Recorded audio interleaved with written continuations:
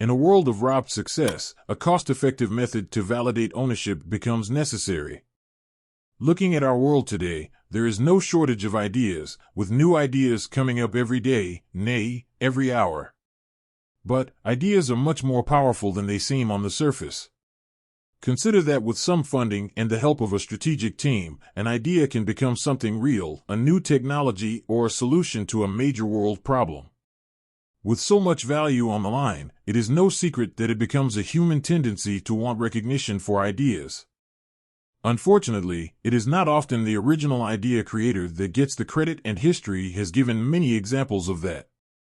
For instance, although Alexander Graham Bell did bring the telephone to life, it was Antonio Meucci who created the first voice communication device in 1871. The difference between the two is Antonio, unlike Alexander, didn't pay the entirety of the amount needed to register the patent for his idea.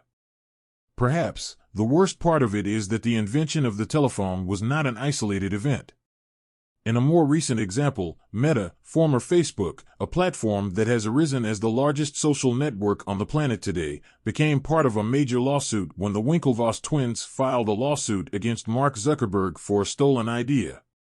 Allegedly, the twins partnered with Mark Zuckerberg to help bring their vision to life, an event that later inspired him to develop his own social networking site secretly.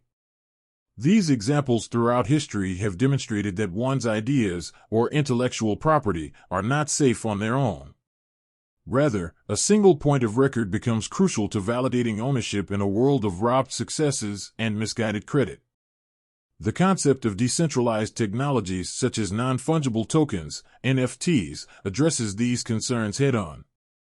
Each NFT is designed with the capability to hold immutable ownership over a specific instance of data.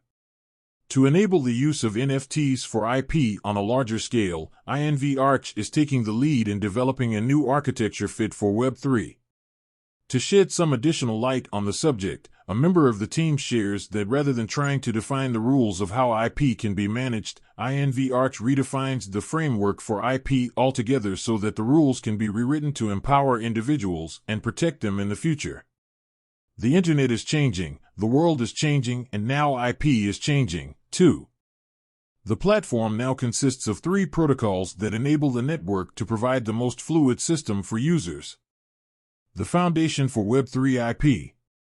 One of these protocols is the Invention, Involvement, Inventory, and Investment (INV4) protocol, which provides a structure for all the assets on the INV network. These assets may be any of the files, folders, and licenses of Web2 that many are already familiar with, which are then fused with the non-fungible and fungible token technologies of Web3. In practice, this becomes evident in the IPL palette, a component of the protocol for IP licensing. The palette provides a modular library of copyright agreements linked to an IP set. More insights on INV here. Users can tap into a catalog of agreements for trademark, copyright licensing, and trade secret licensing for exclusive, non-exclusive, and sole agreements. As users browse through agreements, they will also come across perpetual and features terms, with native licensing agreements including the unlicensed, MIT license, and general public license, or take advantage of the option to upload a custom set of terms. Superpowering the roadmap.